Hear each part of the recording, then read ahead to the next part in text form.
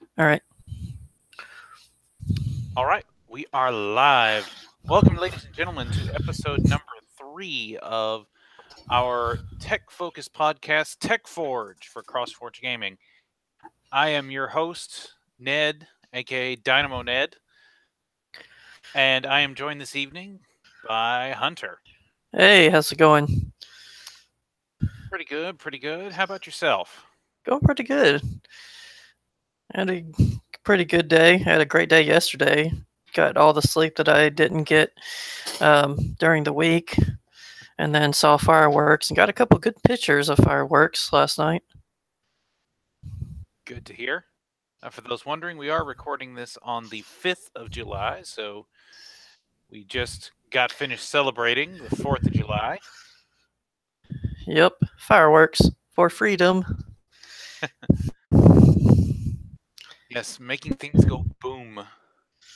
hmm Although I have heard of an interesting thing: silent fireworks, where fireworks are illegal. Now that's an interesting concept. It is.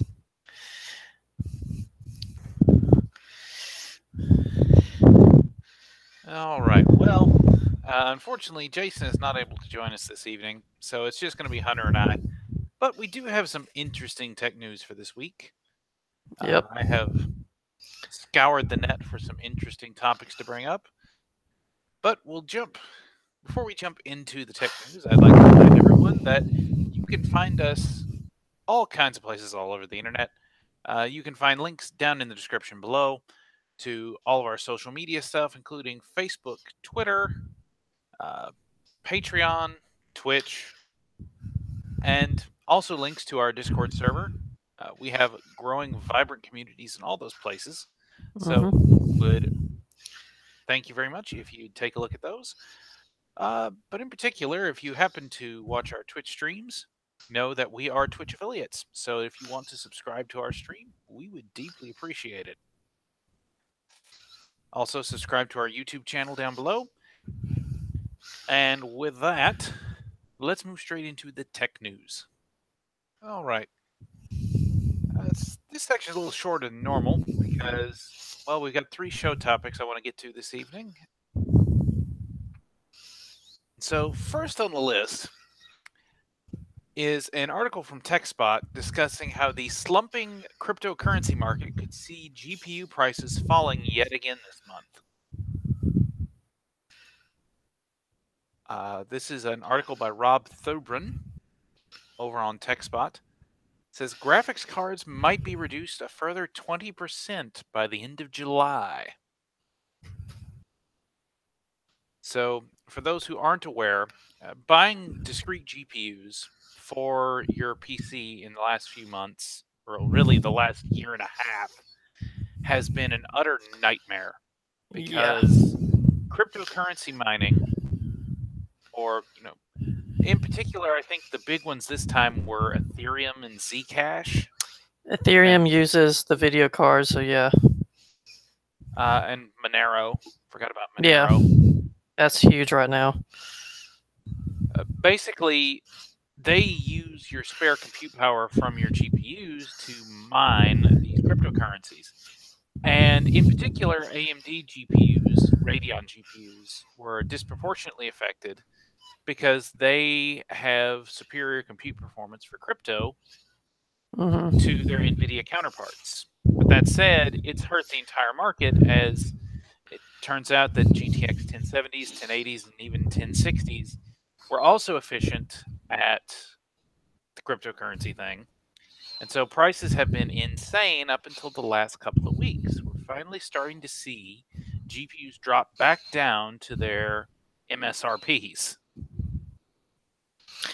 Yeah, the GTX 10, when this first happened, I saw the GTX 1060 was the price of a 1070 at MSRP. It was insane.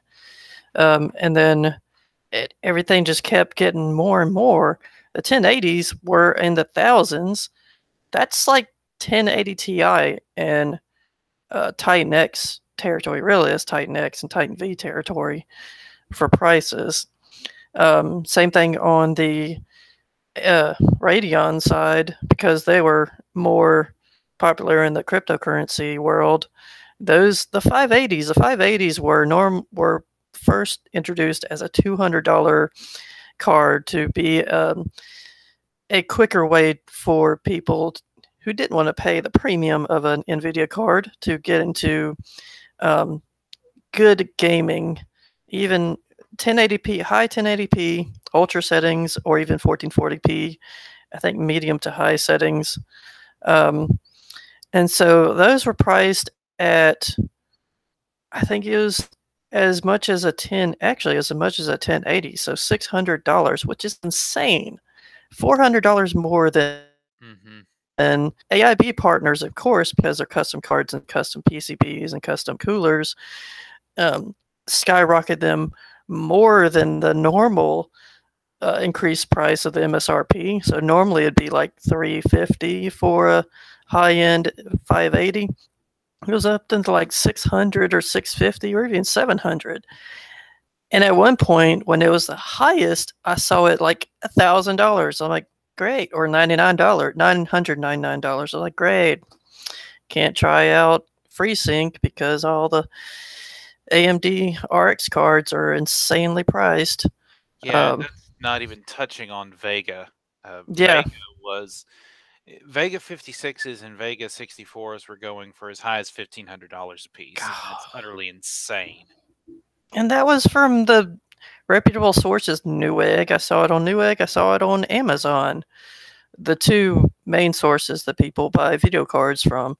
Um, and then looking on the AIB partners websites, it was all notify like EVGAs. All their cards were notify me because they were all out of stock.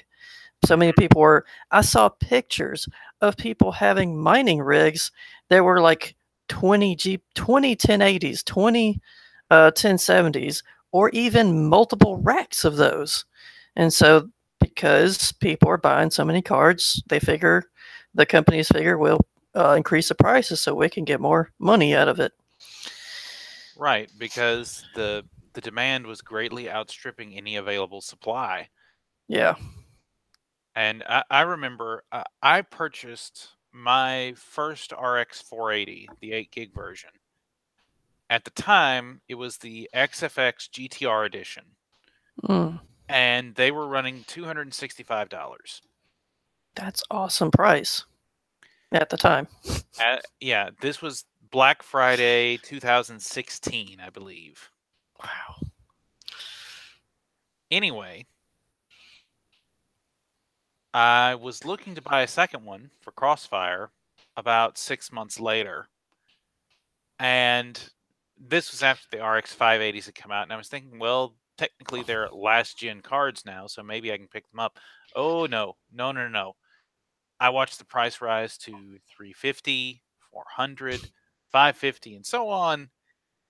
All I can say is the slumping cryptocurrency market is only good for those who are looking for gaming grade GPUs. Yeah. At moment, let's see. At the moment, Bitcoin surged up to, I think it was over $12,000 per coin, and now it's currently hovering at about 6,300, which is its lowest point since Yeah. last November. It topped out when I was looking at it. It topped out at 19,000 a Bitcoin. I'm like, man, I wish I had that back in the day. Because you could,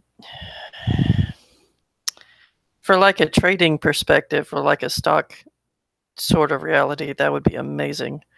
But at, I got mad at that because that's killing the video card market. And like, I'm not really in a search for video cards. I just like to look at them and the prices, and that even hurt. It even made me mad.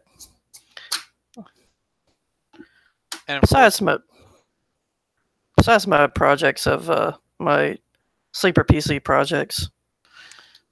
yeah, what really got me is when it started affecting the really low end cards, like the GTX 1050 and the GTX 10 or the GT 1030. Yes. Now, I bought a GT 1030. Again, it was about it was on Black Friday in Black Friday last year, so November 2017. I got an EVGA low profile GT 1030 for $65. Hmm. Then when the cryptocurrency market spiked in, early part of this year, the GT 1030 still is selling for around $90. I've seen it 120. I wouldn't doubt it'd be one. Certain AIB partners would be like probably 120 to 150. And that's a GT 1030. That is a card that is designed as an entry-level graphics upgrade solution. That basically you have integrated graphics, but you want a discrete graphics card, but you don't want to spend a ton of money. Yeah. And to see a card that is designed to be sold for under $100 being consistently at or over $100 was when it really got me. But we're finally starting to see those prices fall down a bit. Mm-hmm. The crazy thing is when I looked at the cards at Best Buy, and they were even super overpriced. I'm like, that's stupid.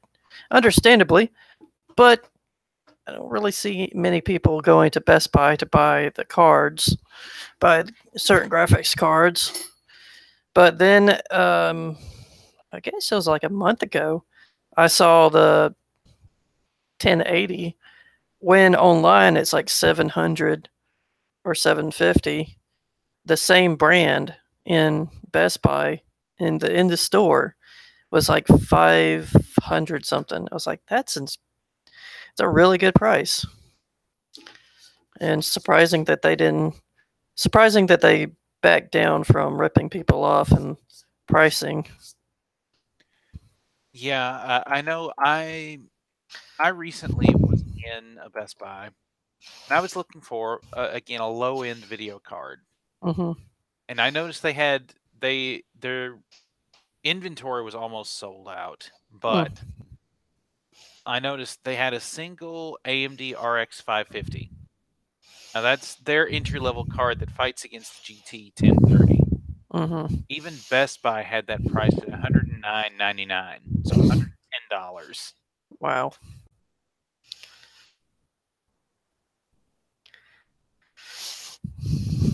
Let me check PC Part Picker here real quick. See what the RX 550 is doing elsewhere. RX 550.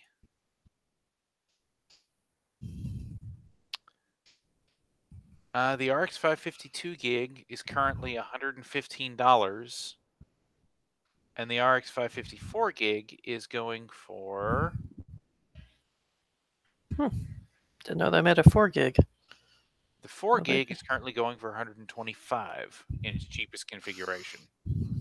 So yeah, those cards they're finally starting to get down to something reasonable, but even the low end cards are still inflated. So for the on 20% drop, I'm all for it.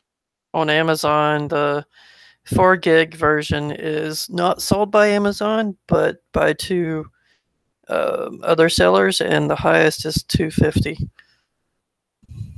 Yeah, and that's for an RX 550. Yeah, That's a GPU that is designed for strictly esports gaming. isn't that like the 750 Ti? Yeah, it's roughly in the same class, slightly better. Yeah, But the 2 gig version, the highest is 126, and lowest is 114.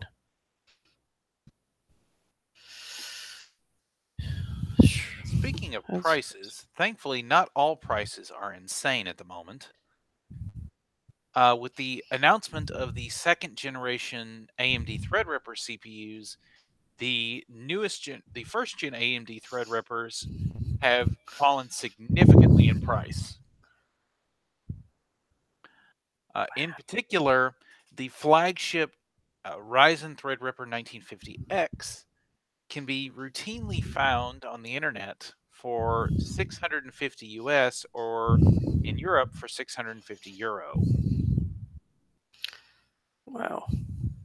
So a processor that launched as a $1,000 processor, you can now routinely find for $650 for 16 cores, 32 threads. If you needed a high-end workstation chip, you would be hard-pressed to do better than a 1950X right now. Mm-hmm.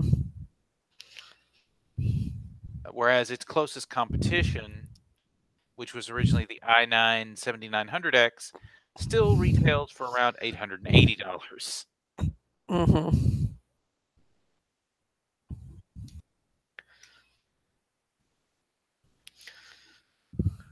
So, I'm running a Ryzen 7, an 1800X.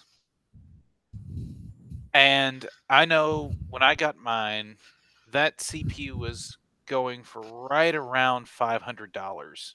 So for a Threadripper, which has twice as many cores and twice as many threads, to be going for about that same price right now is absolutely insane. Mm-hmm. Of course, with rumors of AMD's Threadripper 2 2990X having up to 32 cores and retailing for around 1500 USD, it's entirely possible we could see a huge disruption in that particular part of the market. Yeah, and the 1700X is as much as the 1600X was starting out. Yeah, the whole first gen Ryzen line right now is one of the best deals out there.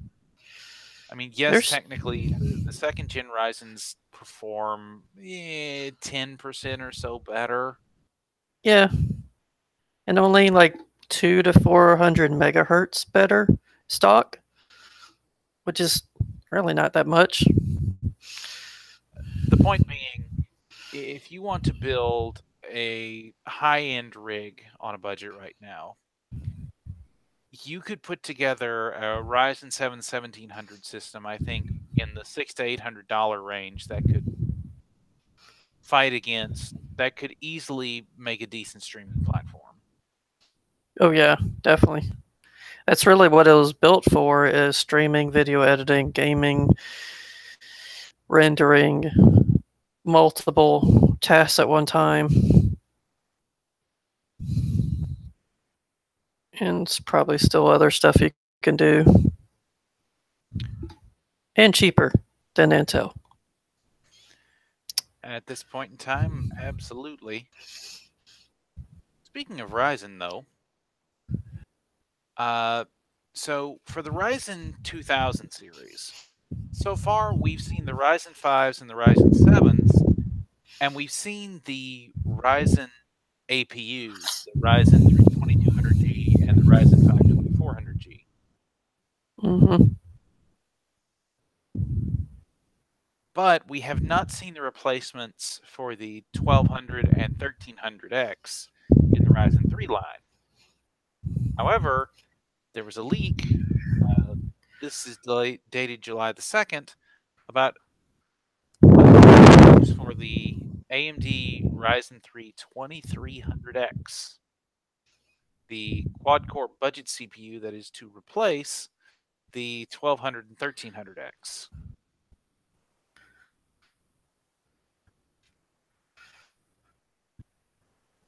In particular, this is a quad-core CPU, and it's going to be retailing for just under $150 US.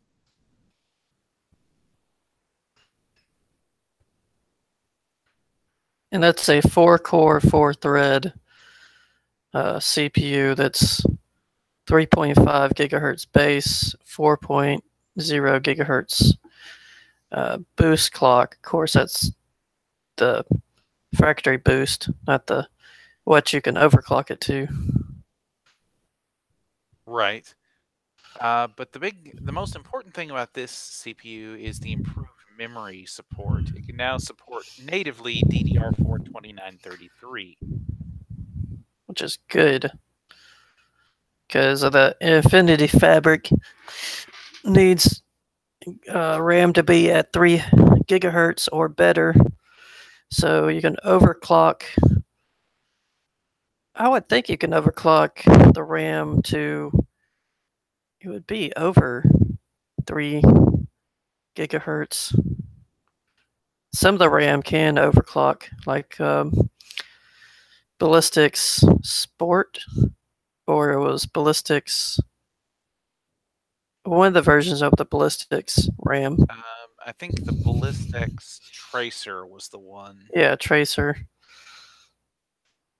And there's a few other ones that can easily overclock the RAM to at least, probably, I've heard 3 from the old style, the 2666 was 3 gigahertz, 2933 or 3 gigahertz. This one can probably go to 3200 or even more, I'm guessing. Yeah, I know with the first gen Ryzen, they did some memory overclocking tests, and Infinity Fabric really didn't improve much past 3200. Okay. But with the improved memory support and the increased prevalence of the Samsung V-Die memory that works best for. Are you getting some wind noise from somewhere? No. Okay. It sounded like some kind of. Anyway. I might have been messing with moving my headset cord around. Okay. Anyway, the leaked benchmarks come from Chinese overclocking site ChipHell, and they show a Ryzen 3, or what's claimed to be a Ryzen 3 2300X with a boost or a core clock of 4,314.84 megahertz. With they've run the CPU-Z benchmark showing a single thread performance of 508.9, which compared to an i5 7600K is about 30 points higher, and a multi-threaded score of 2020.6, which compared to an i5 7600K is about 200 points higher.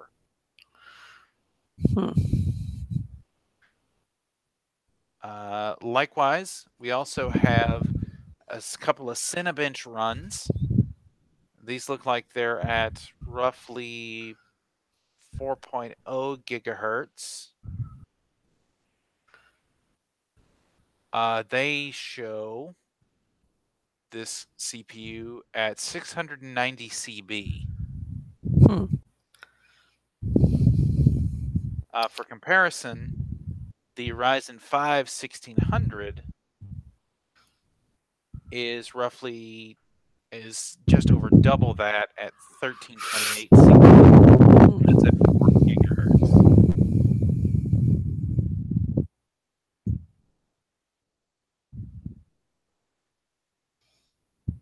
And apparently all this testing took place on a BioStar X370 GTN board. So if we can see a 4.3 gigahertz quad-core chip available for under $150 as an option, entry-level gaming option to get people onto the Ryzen platforms. Yeah. With the B350, B450 boards, that's going to be a very compelling argument for entry-level gamers. Yes, they need to get the B450 cards out, or not my cards, but motherboards out, because then people don't have to find a BIOS to upgrade it to the 200 series, the 2000 series, or go through getting a CPU that carries the BIOS like the APUs had to do. They haven't. I think what I heard, the B450 cards for the Ryzen 2000 series are going to come out September, probably Q4 this year. I heard September from news sources. That would make sense. Yeah, September or October. Right around Well, that'd be a little bit right after the back to school sales, but right around the time people are starting to purchase for Christmas. Yeah, yeah. So yeah, that would definitely make sense. And then it'd be right around for Black Friday and um, things like that. But I'm not sure if they would be discounted for Black Friday if they're pretty. That'd be November. If they're Maybe, that new, maybe you'd see small discounts. probably like combos, CPU and motherboard combos. Right. But of course, Intel isn't going to take any of this sitting down. Nope. They are planning to offer, uh, this one comes from WCCF Tech, Intel's Bean Canyon NUX next units of computing with Coffee Lake U CPUs and Iris Plus graphics have been revealed. Apparently, they're going to bring back a technology that they haven't done since Broadwell, and that's going to include 128 megabytes of EDRAM on the die. ED? Yeah, so basically it would act as a fourth level cache for the Oh. CPU. It's basically very high speed DRAM. Hmm. The E stands for embedded. Ah. So basically, we saw this same thing. They experimented with this back during the Broadwell era. Uh, you didn't see them very much because they weren't produced in high volume. But with the Core i5 5575C and the Core i7 5775C, if I remember those model numbers correctly. Uh, sorry. Yeah, the 5775C was a Broadwell chip that had the refreshed Haswell CPU cores on the Broadwell architecture with a integrated graphics chip that had the 128 megabytes of EDRAM on board. And there was a lot of thinking at the time that there was going to be this kind of renaissance from Intel because with this 128 megabytes of EDRAM, the graphics, the integrated graphics on the 5775C outperformed any of the APU offerings that AMD had out at the time. Wow. Because that, again, that 128 megabytes of EDRAM acting as a fourth level cache meant that it didn't have to constantly go to system RAM all the time. Hmm. And so to see this returning in their new Iris Plus graphics is an interesting touch. And so, with their current generation of NUCs, their next unit of computing, the Hades Canyon ones, they wound up going to AMD and putting Mm-hmm. Radeon Vega graphics on them. Mm-hmm. So this may be Intel experimenting with a different way to maybe not have to go to their competitors to get decent graphics solutions. If these are on if the iris is on the level, that would be awesome. I can imagine an i3 having 1050 type graphics for the NUC, or and then an i5 having like maybe 1050 Ti level graphics. That would be really compelling. I don't know if we'll see that kind of level, but it would be a very interesting because we saw with the i7 8705G that had the KB Lake CPU combined with Radeon Vega GPU. The benchmarks on it were insane. Uh, I mean, the fact that you could play games at 1080p at medium settings and still get between 30 to 45 FPS on those Radeon Vega graphics is no slouch. for integrated Mm-hmm. graphics. Mm-hmm. But they mention here in the article that these Iris Plus 655 graphics are going to feature 48 execution units. That's a pretty substantial increase considering that most of the UHD graphics 630 that you see on other Intel chips, if I remember correctly, yeah, the integrated graphics on those,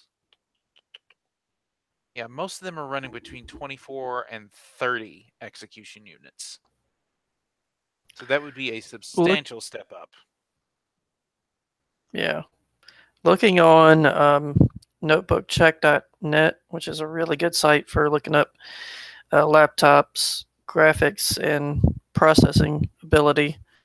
The Cyrus 650 in Rocket League on at 1080p on medium, it does 56.8 frames per second. High, it does 38.9, which is still playable for even console ability. 720 at low, which I'm not sure why you play it low, but at 720 at low, it's 113. So even like a couch style gaming is pretty good. Titanfall 2, that's actually surprising. Medium at 1366 by 7, it's 37.9 FPS. 720, it's 54, which is pretty good. Well, 720 for low. So if you can deal with doing low, that's actually pretty good. And remember, close to regular 60. But I mean, I've seen videos of people playing at 50 or 54 on medium, and it doesn't really seem like too much of a difference. At 60, I think it really also depends on the quality, like low, medium, high. Right. For the smoothness and no jaggy and the jagged edges and stuff. Yeah, the thing is, the Iris Plus 650, remember, is the last generation Iris Plus graphics. These did not have the embedded DRAM cache. So they relied solely on system memory. And so the new 655 has that 128 megabytes of eDRAM cache, and it has the same number of execution units as the 650. So we should, I would suspect that we would see significant performance improvement.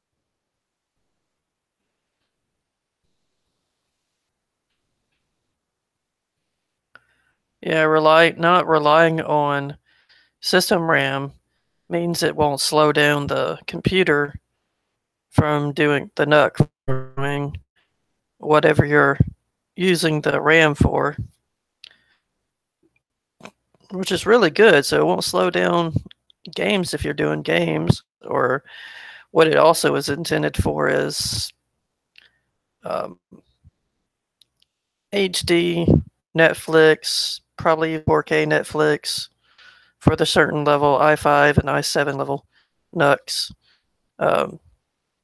Shoot, this is really good for mobile computing. Go to like what I used, one of my mobile devices. I think it was probably my Chromecast. But I went to it when I was going to a hotel for a convention, and I just wanted to watch media. Just pop it in, plug it in, and then I have it. Plug the NUC into a TV, and you have a full-fledged computer in a huge display. It's a crazy thing. I have a NUC.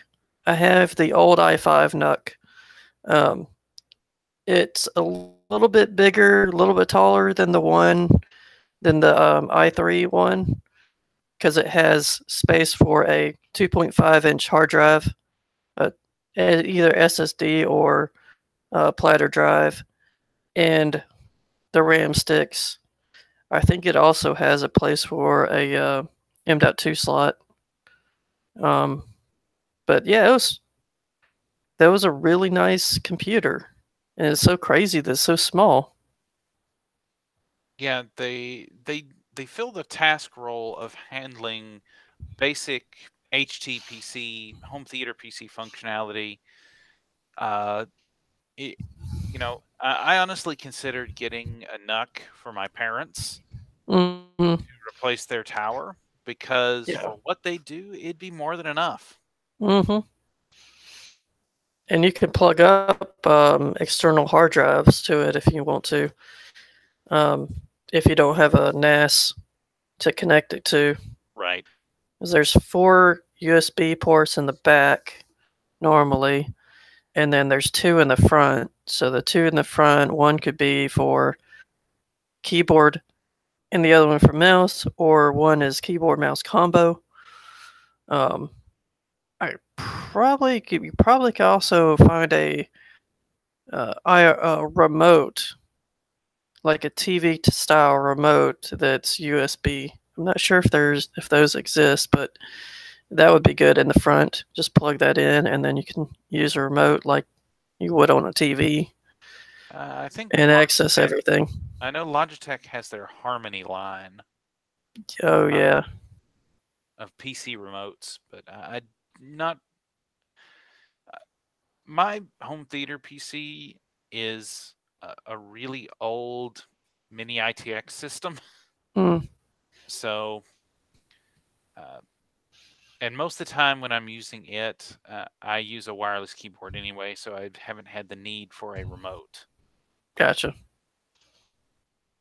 So I'm not familiar on that end with how that would work, but Yeah, usually people with computers hooked up to their TVs, they don't use a remote. They use a wireless keyboard mouse, or even a wireless keyboard that has a trackpad in it. Logitech has one of those. uh, That's actually a really good keyboard. I've used it. that's what I've been using is the Logitech K400. They have a Yeah. better version out now, the Uh, 400S, but okay. again, that was a Black Friday find that I found for I think $20 at the time. Let's see. This isn't PC tech, but this is an interesting technology bit. China's new laser-powered rifle can literally set you on fire.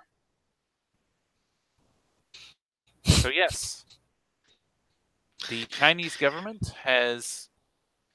uh, has reportedly developed a prototype laser assault rifle with similar dimensions to the AK-47.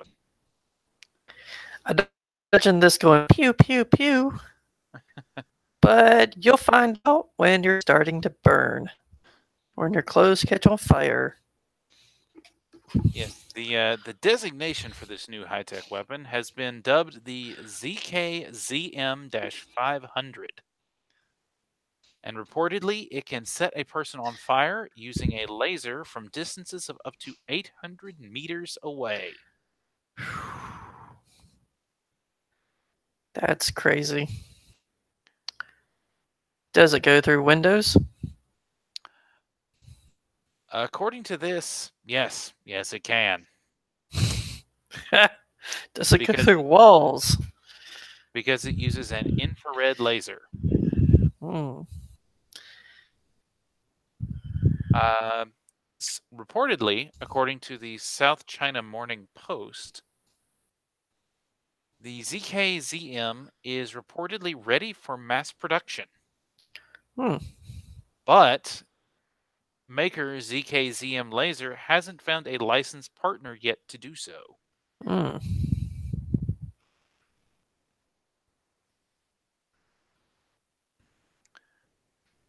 Given They also are looking to install RFID chips into Chinese market cars to track their locations, develop bird drones to observe citizen movements, Wow.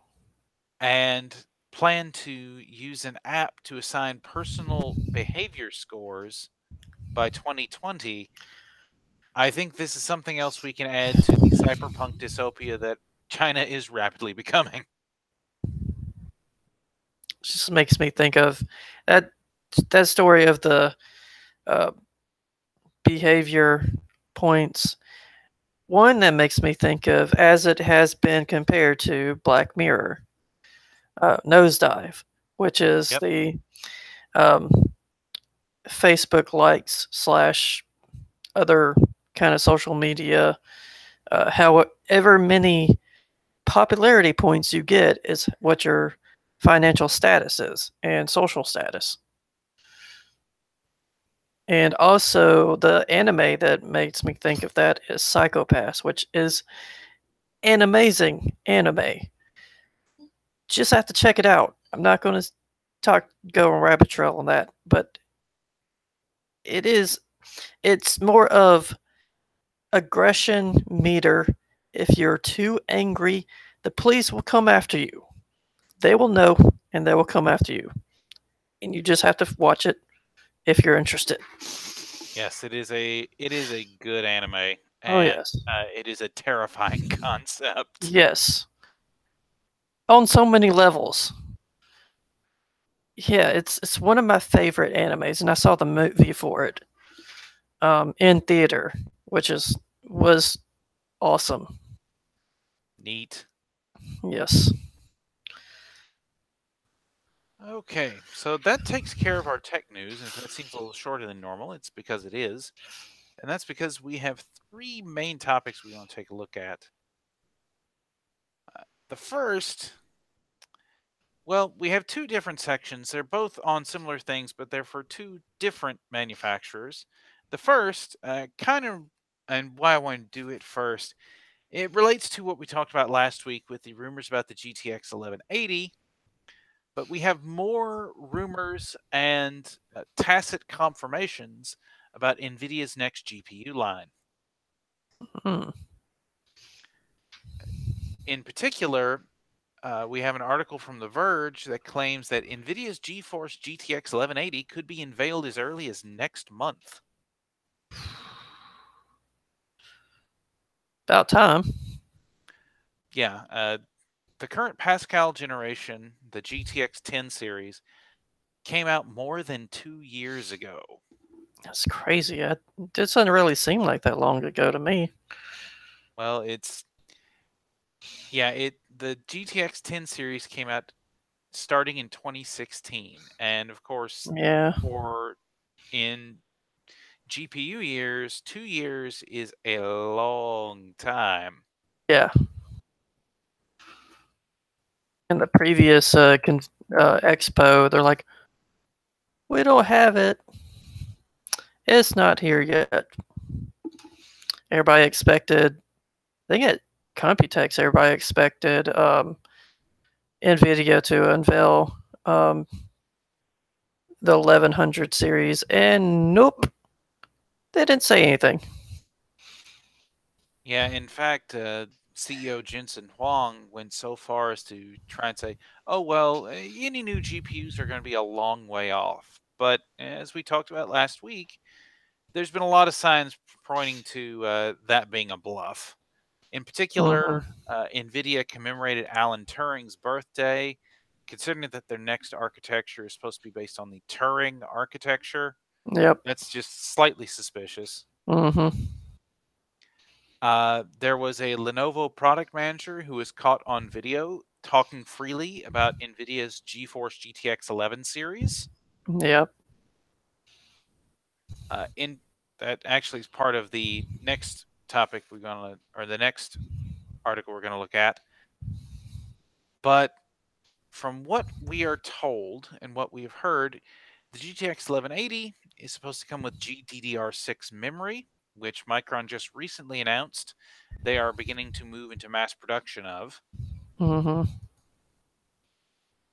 and is supposed to be able to play games at 4K resolution at a 144 hertz refresh rate.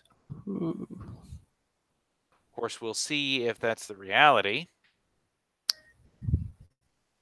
So if you're looking for a laptop, just wait. Yes. Speaking of laptops, that's the other thing that's been NVIDIA's next-gen GeForce GTX 1160 6GB mobility GPU is rumored for a late Q4 2018 release. Hmm. This is related to that same overheard recorded conversation at E3, but also some additional details that came from a site called Laptop Media. Hmm. Lenovo was doing an interview with them, and they mentioned that their Lenovo Legion Y530 notebooks would be coming with GeForce GTX 1160 graphics cards. Specifically, they mention a 6GB memory, no mention of bandwidth, but with 6 gigs of memory, it points to likely a 192-bit bus interface similar to the GTX 1060.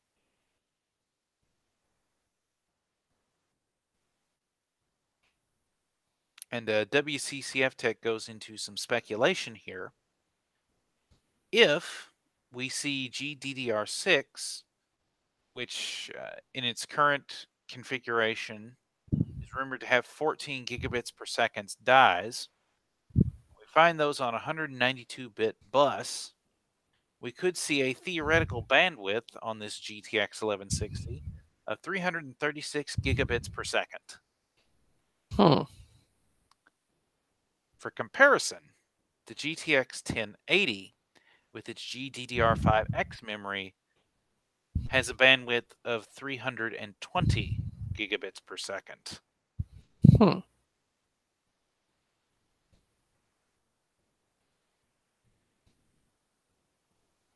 So, what do you think? Do you think we will see a GTX 1160 with GTX 1080 equivalent performance?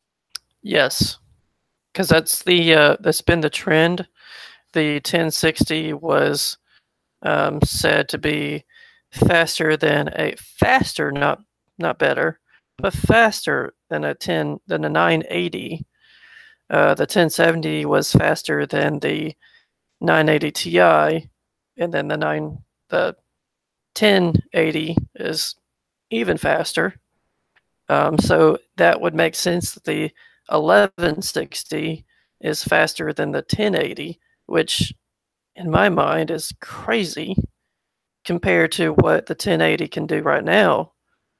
And then the 1170 is going to be faster than the 1080 Ti. Again, not technically better, but faster. Not better because it's not going to have more CUDA cores in the last series, which makes it able to do higher resolutions, but it's going to be faster. So that's what I think, considering the trends of the previous generations. And I think that's a pretty fair assessment, honestly. Uh, what I am a little bit worried about, and this again kind of segues into the next article in this particular topic. NVIDIA has a nasty habit of doing misleading things with their product names. We all know about the fiasco that was the 6 gig and the 3 gig GTX 1060, Mm-hmm. where the implication is that they're both the exact same GPU just with different amounts of memory, when the reality is the 3 gig GTX 1060 is actually cut down. Mm-hmm. And then there was the further debacle with the GT 1030 and the DDR4 version of that GPU, Mm-hmm. which had only a fourth of the bandwidth of the GDR5 version, and commiserately only had around 50% of the performance. Which makes no sense. I mean, that's just a classic bait and switch if I ever heard one, because the difference in Mm-hmm. price between the GT 1030s with GDDR5 and the ones with DDR4 is only about $10 to $20. Yeah. The other debacle was bringing out the 1070 Ti card when really nobody. It wasn't really needed, and it's a step. It is between both the 1080 and the 1070, but it's kind of like a cut down version of a 1080. Yeah, and if we're being brutally honest here, the 1070 Ti only exists because Vega 56 was stomping the GTX 1070. Yeah. And they needed a 1080 class card that had the same price as Vega 56, but that wasn't the 1080. Mm-hmm. And the funny thing about that is they gave it to the YouTube hardware reviewers, and they told the reviewers, don't overclock it. You can't overclock it. Consumers can. You can't overclock it for your videos because we don't want it to be better than the 1080, Right, which was because hilarious. right, because it had higher clocks than the 1080 out of the box. Yeah. And so given the way Pascal's architecture works, Pascal, when you crank the clocks on it, even if you have fewer CUDA cores, you're probably going to wind up with faster performance or higher performance because Mm-hmm. it can really crank those clocks. Yeah. They didn't want to shoot themselves in the foot with the sales of the 1080, so they said, "Don't." And the YouTubers did say, "We were told we can't overclock these." Doesn't Ace 2 Cents said, "Doesn't mean you can't, but we can't," which was hilarious. Which I thought their solution for getting around that was pretty funny, where they would get the factory overclocked cards, Mm, show what the difference in performance was when you overclock the card. mm, that's funny. And speaking of products that really shouldn't exist, like the 1070 Ti, how about the fact that we have the 1080, the Titan X, the 1080 Ti, the Titan X little p, Yes, the Titan X little p and then the Titan X P. That was funny. and then we have the Titan V. Yep. And now we talked about last week, there is now the Titan V 32 gig CEO edition. Yeah. Which, if they don't sell it, why are you telling people about it? Oh, and let's not forget the Star Wars collector's editions of the Titan X little p. Yeah. The dark side and the light side. The Jedi Yeah. version and the Sith version.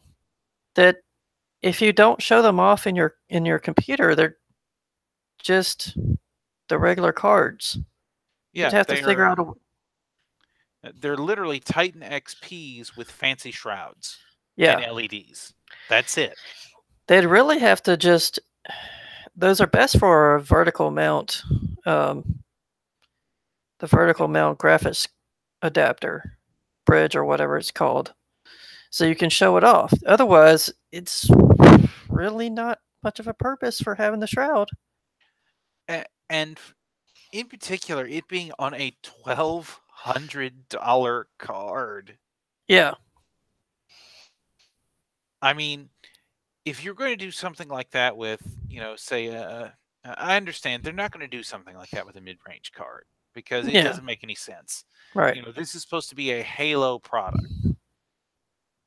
But at the same time, if you're literally going to take a product, add a couple of LED light strips to it, and put a funky finish on the shroud to make it either Imperial or Jedi, and charge the exact same price.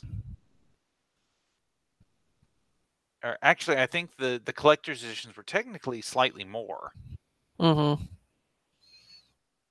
But yeah, $1,200 for that GPU. That's more expensive than the Fallout Edition 970. And the Fallout Edition 970, I think that was actually I know the backplate was had the Pip-Boy on it. I think the shroud actually was blue and Yes. probably had the vault symbol on it or the vault number on it. Um, I don't remember the price of that when it first came out, but I don't think it was a premium on it. There wasn't that I remember. It was just a limited supply. And at one point, it was on sale, and I was like, man, I really want to get that, but of course, I don't have the money at the time. Technically, yeah, it's no longer on sale. It was.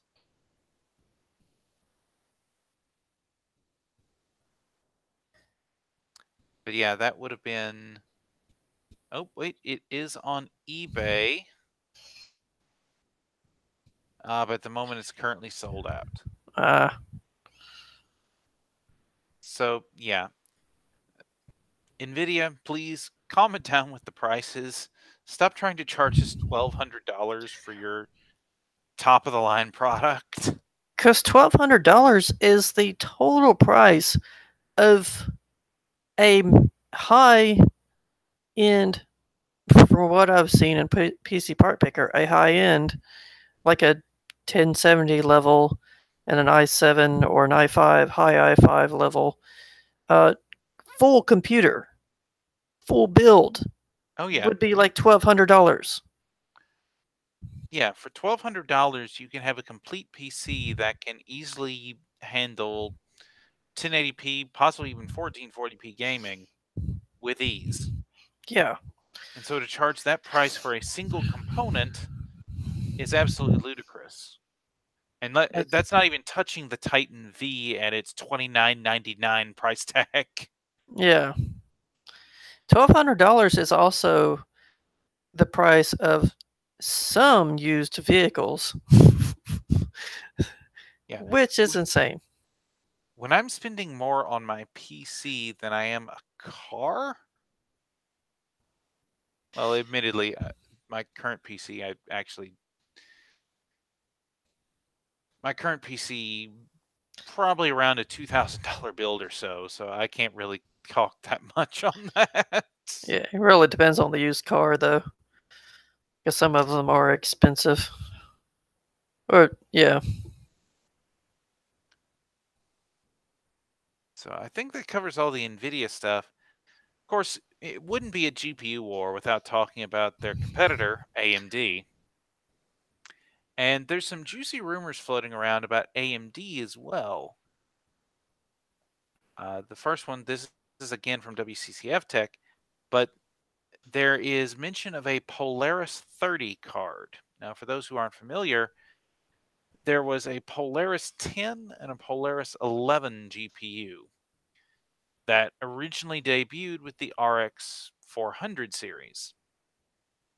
Polaris 10 was the chip that became the RX 470 and 480, whereas Polaris 11 was the chip that in various forms became the RX 460 and RX and the various derivatives thereof.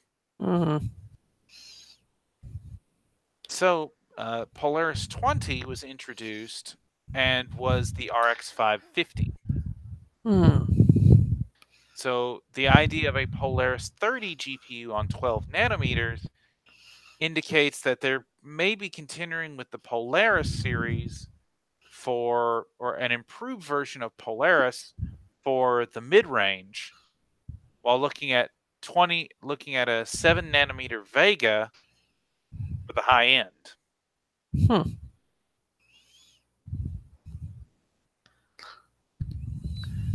But the thing about Polaris 30 GPUs is they're rumored to be out in Q4 of this year. Wow. Whereas the 7nm Vega isn't supposed to come out until Q1 2019.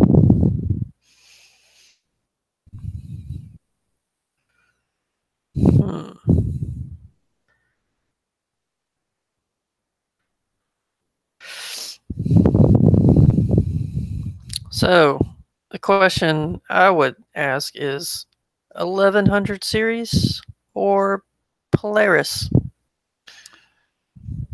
Yeah. The rumor is it's going to be the RX 600 series, and that would make sense. Yeah. So GTX 1100 series or the RX 600 series? I mean, I'd love to see a war between a GTX 1160 6 gig with 336 gigabits per second versus an RX 680 with it'd have to have at least 8 gigs of RAM, given that the RX 580 has that much already. Yeah. At least 8 gigs. And, if they use GDDR6 as well, they could see similar bandwidth. I forget what the current on the RX 580 is.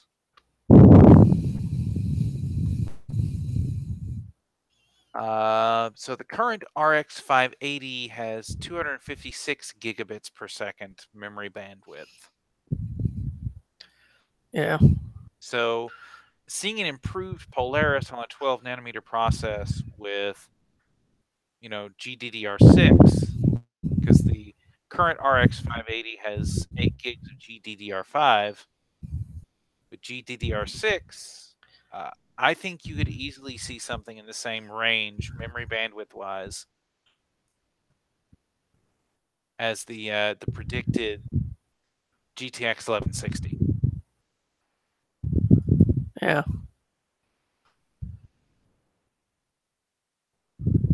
But the good news on the high end is that 7nm Navi will be coming to mainstream users first, with the high-end HBM2 variants coming later.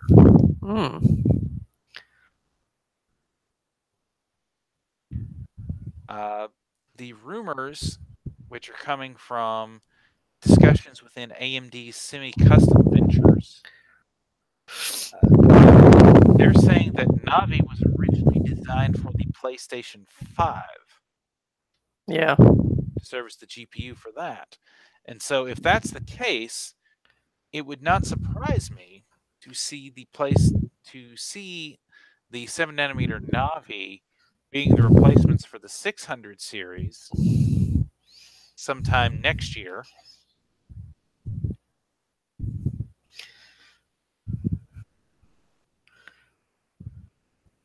And seeing the HBM2 variants being the replacement for Vega.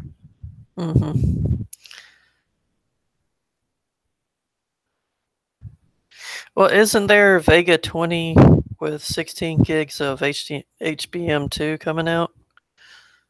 That is the rumor. Whether that's going to be an actual thing or not hasn't really been discussed. Again, they're thinking 7nm Vega may solve a lot of the issues that 14nm Vega had until Navi is ready to go. So what's the difference between HBM and GDDR5? That is an excellent question. So the short version is that HBM uses a stacked memory architecture where it's basically memory dies are stacked on top of each other in layers. And the reason the memory bandwidth can be so high is because instead of having to go from chip to chip to chip, you can just go up through the stack to find the chip you're looking for, which is much faster than going from chip to chip to chip like you can with like you have to with GDDR5. Right. That's like Samsung's 3D NAND flash, because they've stacked it. It's almost exactly the same concept. Okay.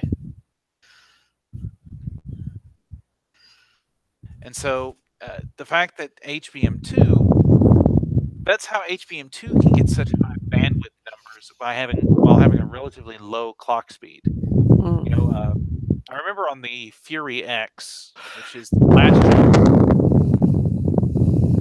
first gen HBM, only had a clock speed of 500 megahertz, but because of the way HBM works, it had an effective bandwidth roughly 4 times that. So even though it was only operating at 500 megahertz, it was operating at 2000 megahertz effective.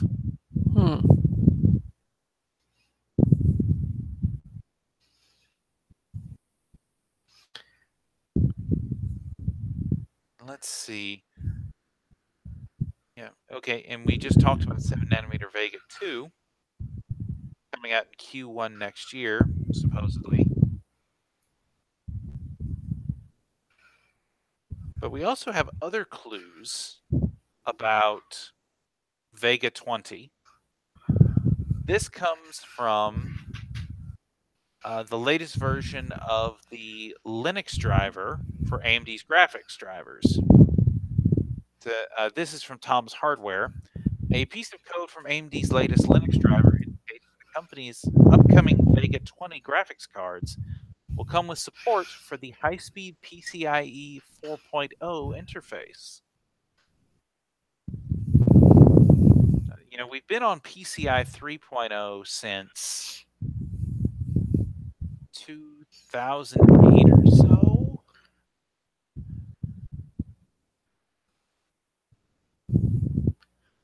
I mean, the truth of the matter is the PCIe 3.0 interface, we're not even to the point where current generation graphics cards can come close to saturating PCIe 3.0. At least a 16-lane PCI 3.0. But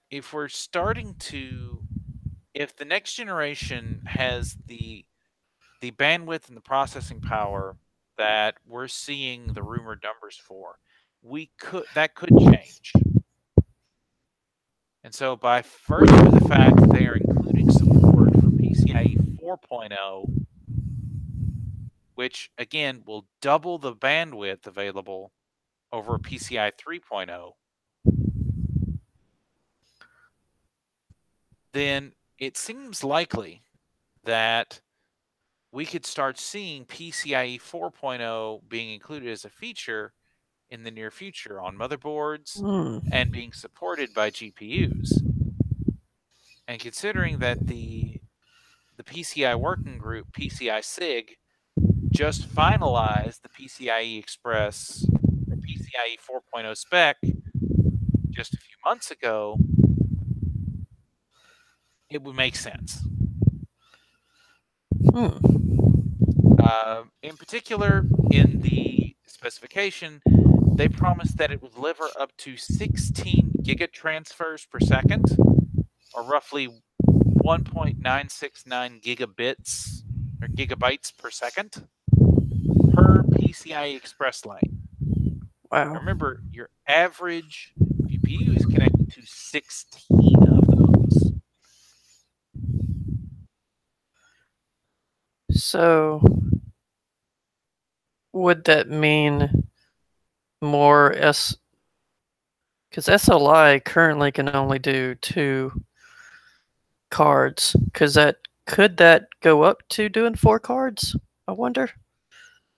Perhaps, but considering that NVIDIA barely does support for SLI in their drivers these days, I would doubt it.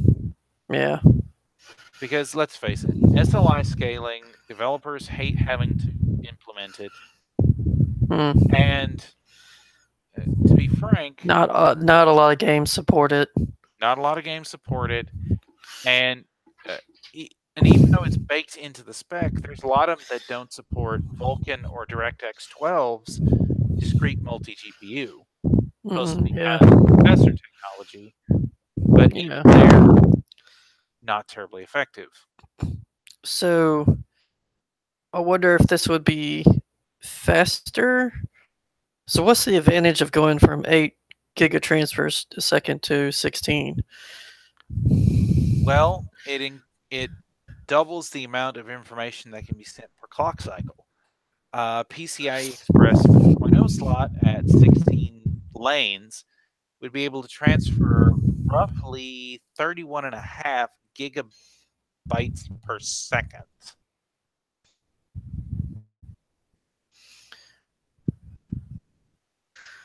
I mean, 31.5 gigabytes per second.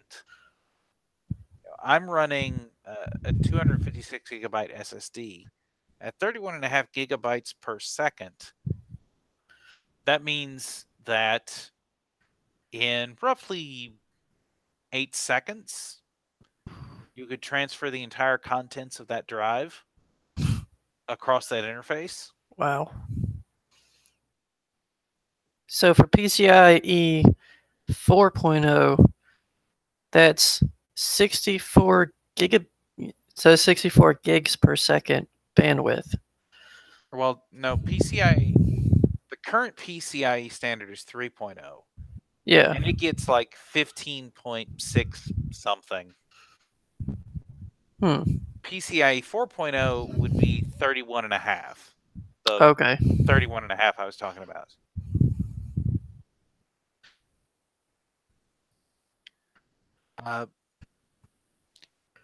I mean, I doubt we're going to see PCIe 4.0 in, even within the next year or so, because we haven't even gotten to the point where we're saturating PCIe 3.0. And considering that AMD just came out with their newest motherboards, and Intel is just about to release their new 9 series, which we'll talk about here in just a minute. And the B450 and Ryzen haven't come out yet. Yeah. So probably in a year or two or more, we'll probably have new motherboards with. Well, it'd probably have to come out with a new chipset. I would imagine maybe a 3000 series of Ryzen and whatever Intel's got cooking up next. Yeah.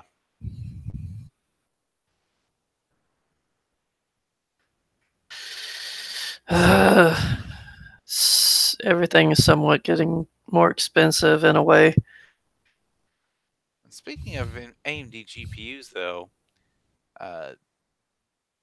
Jason Evangelo over at Forbes published an article yesterday on Independence Day talking about the performance he saw in the Battlefield 5 Alpha, in which he ran GPU benchmarks in-game on AMD and NVIDIA GPUs, or rather, Dave James of PC Games In, who actually did the benchmarks here, ran a GTX 1060 6 gig and a Radeon RX 580 8 gig against each other in the alpha. Apparently, the Radeon RX 580 managed to stomp the performance of the 1060 under DirectX 12. Here we are. For the test, James used ASUS Strix models of both the GTX 1060 and RX 580, setting the in-game quality settings to Ultra, testing at 1080p and 1440p in both DX11 and DX12 modes. During the 1080p DirectX 11 run, the 1060 scored an average of 45 FPS, while the RX 580 outperformed by a whopping 51% with an average of 68 FPS. Meanwhile, at 1440p, the RX 580 came away with a 44% average FPS advantage. That is really surprising.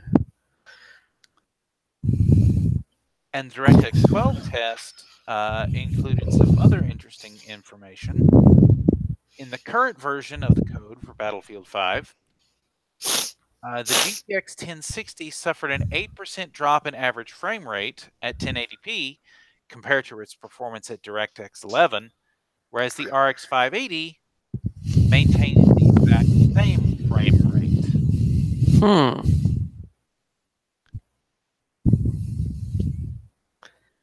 I wonder what his test bed was comprised of. That's a good question. I think I can pull it up here.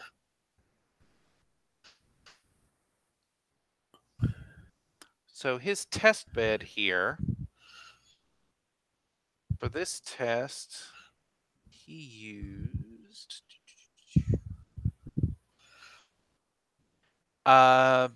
so a Ryzen 7 2700X on an Asus ROG Strix X470i gaming motherboard, cooled with a Corsair H100i V2, 16 gigabytes of G-Skill Sniper X DDR4, a Corsair HX 1200i power supply, and a Philips BDM 3275, which I believe is a Blu-ray drive.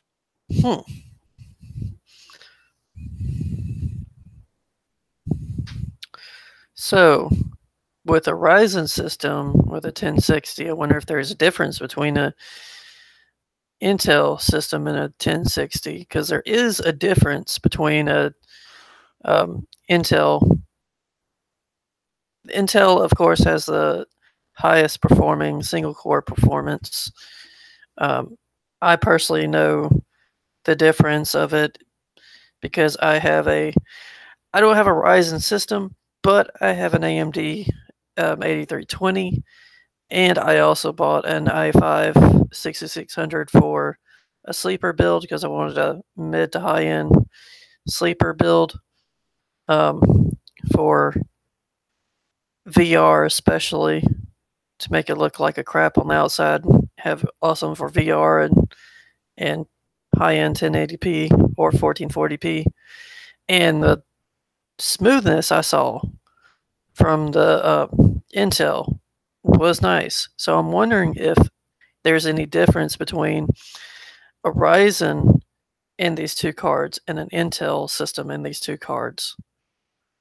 That's a good question. One, unfortunately, don't have the means to test, but I think you'd probably see both cards have higher frame rates under an Intel CPU. I know there was recently Steve over at Hardware Unboxed did a huge suite of benchmarks comparing the 8700K to the 2700X. On average, at stock settings, the 8700K was about 8 to 10% faster. Overclocked to 4 gigahertz, however, it was largely a wash with the Intel coming ahead most of the time. But ahead in this case is slightly beyond the margin of error.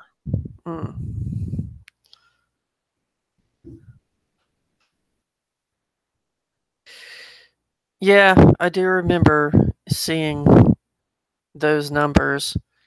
And a lot of people who looked at it, because it was put on Facebook, a lot of people were commenting on it, said, you're comparing two unlike CPUs, but at the same time,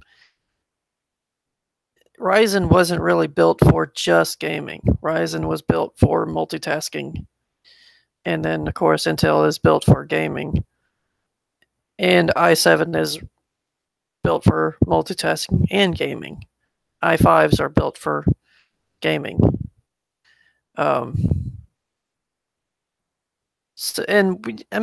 series of the AMD CPU and Intel CPU, we've seen these kind of numbers too. So that's not really surprising. In my mind, when I see the numbers of 1080p being 140 or 104 FPS for Ryzen 7 2700X and then 118, I'm like, that's fine. If I want to get a Ryzen 7, then I'm still at more than 60 FPS. So that's still going to be worth it. Yeah, the getting, only time you're going to notice a difference is if you're using a high refresh rate monitor, yeah, and even then, the human eye was going to have trouble telling the difference between 118 and 104 FPS. yeah. Uh, But the whole thing, the whole encompassing price of Intel system, even with G-Sync, Intel, NVIDIA, and G-Sync, is so much more than a Ryzen and RX, Radeon RX, and a FreeSync monitor. So that, to me personally, is worth it more to go with Ryzen and a RX 580 and a FreeSync monitor, because FreeSync, frustratingly, because I have a 1070, is so much cheaper than G-Sync. The cheapest G-Sync is a 24-inch monitor that is on the low end $380 or $390. On the high end, $490. That's insane for the overall spec of, because you got to consider, for builders, you have to consider, at least in my mind, you'd have to consider the overall price. How much money am I going to put into it? Yes, I want the best of the best, but if I'm putting in $1,500 or more, that to me is not really worth it. That's not even including if you're thinking about doing open loop cooling, or even um, liquid cooling the GPU with even um, a closed loop closed loop liquid cooler, which also adds more cost because you have to buy the adapter, the card adapter, which is $30, and then a 120 or 240 millimeter AIO rad, which is probably around 100 or more. So that's adding into the cost. A lot of Yep. people don't. Some people don't see it that way. Some people are like, I want the best of the best. They're the people who get the 1080 Ti, the i9, or not i9, but the i7, the X99, or the XX99, level 299, 399, whatever. Um, Money is no object, people, but there's a lot of people in the middle who are like, I want a really good system. I just don't want to pay $3,000. Yeah, that's a fair argument to make. I think one of the things AMD has done well in the last couple of years, particularly with Ryzen, is they've introduced a value proposition that Intel cannot quite match. Mm-hmm. Now, is AMD the best at everything? No. By and large, in tasks that require high core counts, or excuse me, they require high core frequency, or that for which the ring bus that Intel uses is more efficient than Infinity Fabric for consumer level tasks. Where AMD catches its legs is it offers a more generalist approach. The thing to understand about Ryzen, the thing to understand about Threadripper, what AMD did is they went and they designed an enterprise chip and then said, okay, how can we scale this down to the consumer market? And the other fascinating thing about Ryzen is the i5 in Intel has never, and this is one thing that I'm really mad at them about, especially with the 8th gen series, which I thought they would do, it's never been hyper threaded. The Ryzen, the low end Ryzen 5 is hyper threaded. Like the 1400, I think the 1500X, the 4-core 8 thread, it's hyper threaded. And that's not the high end series. Like the comparatively i7 is always hyper threaded. I was really hoping that the Intel would make the 8600K hyper-threaded, and then they would make the i7 8-core 16-thread. That would make more sense, especially to compare an i5 8600 6-core 12-thread to an i5 1600 6-core 12-thread. Would make more sense, but they didn't do that. Yeah. The last time discounting the mobile chips, because the mobile i5s have always been hyper-threaded, but on the desktops, the last time you had a hyper-threaded i5 was the Core i5 6550K, or 66, the Core i5 655K, which was a dual-core hyper-threaded part built on that first generation Core i architecture. I believe Wolfdale? No, that's not right. Linfield. That's right. Built on the Linfield architecture, and it was an unlocked dual-core hyper-threaded, but they marketed it as a Core i5. Of course, they would later on and make that the Core i3 range. Yeah. From that point forward. But yeah, ever since the second generation Core i series onward, the i5s have never been hyper-threaded. And the other and I think that's a mistake. Yeah. The other slightly frustrating thing is the Pentium. There's a Pentium that's dual core but hyper threaded. So it's essentially an i5. And now the i3 8350K, which is also crazy to me, it's a 4-core, essentially a i5 last gen i5, but it's overclockable, which i3 has never been previously. Except for the 7300K. Yeah, the 7350K, which That's it. was a product that no one should buy, and no one should buy the 8350K either. Yeah. Because you're paying Core i5 prices for a Core i3. Mm-hmm. The 7350 was architecturally interesting because of the dual core hyper threaded, and they went the other direction with the i3 8350K with 4 cores but overclockable, unlocked. Mm-hmm. And speaking of Intel's processors, though, Intel yesterday accidentally revealed the specifications of most of their upcoming 9th generation processors. This comes from, this article comes from oc3d.net, but the original information came from a site called Wikichip. Basically,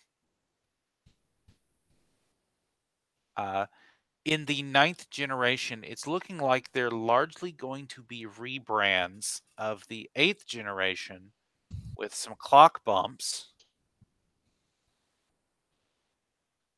I'm looking at this.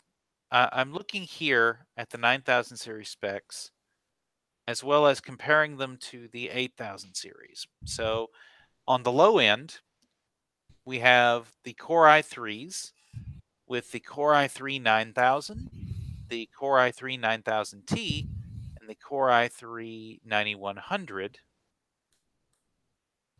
are all going to be quad cores.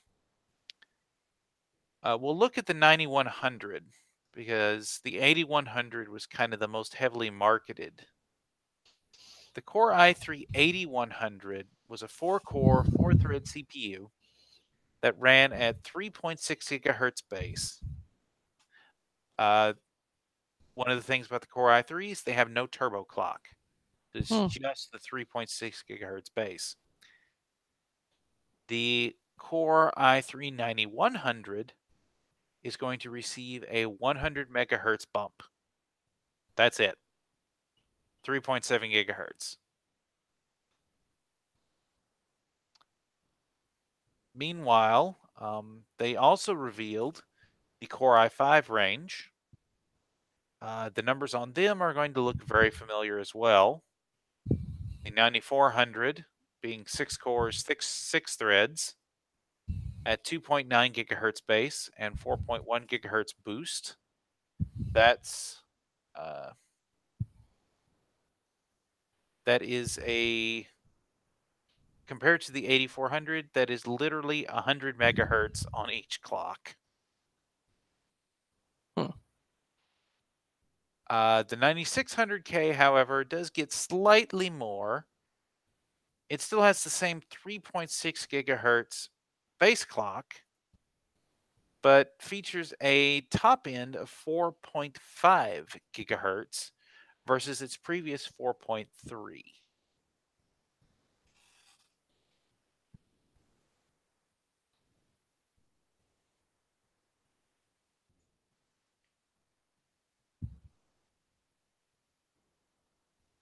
Okay. And honestly, that's all the things I have here on the sheet. So, Hunter, you have anything else you'd like to add?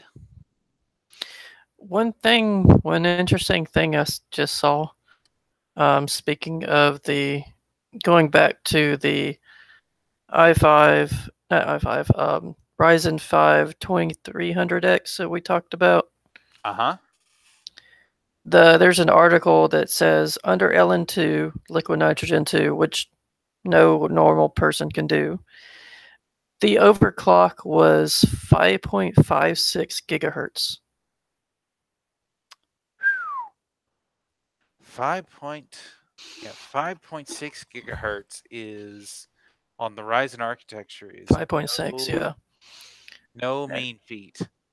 That is insane. Yeah, considering that on air they struggle to hit the Ryzen 2000 series on air struggles to hit 4.2 to 4.3 gigahertz to hit 5.66. Yeah. That's insane. Yeah. It shows how much they can take. And for the extreme overclockers, I don't even know if anybody has an actual liquid cooling setup other than the people who are doing the competitions. Well, I don't think there's. I wonder how far you can push it on an open loop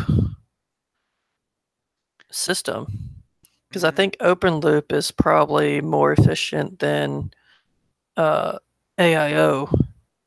Yeah.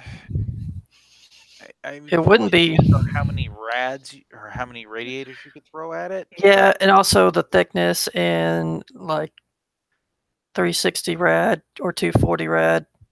But I mean, there already exists 360 millimeter AIOs out there, and even with an open loop, like the Celsius, the one I can think of offhand is the Celsius S36, which has a 360 millimeter rad, and it being a closed loop cooler, even with an open loop and a 360 millimeter rad, you're not going to do a whole lot better than that. Yeah. But even then, even underwater, I know my 1800X, I keep it under a 240 millimeter closed loop cooler. And even with it, it doesn't get toasty, but I wouldn't want to crank its clocks much higher than its 4.1 gigahertz boost clocks. Yeah. I was kind of disappointed from seeing the 2600 from the 1600 only being like 200 megahertz more. But considering that, I mean, 3.4 base is not that bad. And overclocking it, you can overclock it more than 3.9. Some people have overclocked it to. I mean, it does go to 2600 goes to 3.9 boost. Yeah. And then the 2600X goes to 4.2 boost, which is not um, consumer or enthusiast overclocking. It's actually not that bad compared to the 1000 series. It's, I think the 2000 series is what Ryzen needed to be at first, though, to compete with the i5s and i7s. But yeah, it's finally here and is getting fleshed out, which is good. So it's definitely, and the prices are coming down. The prices are basically comparable to what the, I think, MSRP of the previous generation. So it's definitely a lot more affordable for people to go up to. Eventually, I'm going to go up to one of those, probably the 26 or 2600X, as soon as I can get deals on the other parts to the builds. Sounds like a plan to me. Well, it's getting kind of late here, so I think this is probably as good a place as any to call it an evening. Yep. I'd like to thank everybody who is watching this in the future. Of course, you can check down links in the description below to find information on all the things we talked about, as well as links to all of our social media stuff for CFG. And thank you once again for watching this third episode of Tech Forge. And remember, Jesus loves you, and forge on, humans. Yep. Forge on.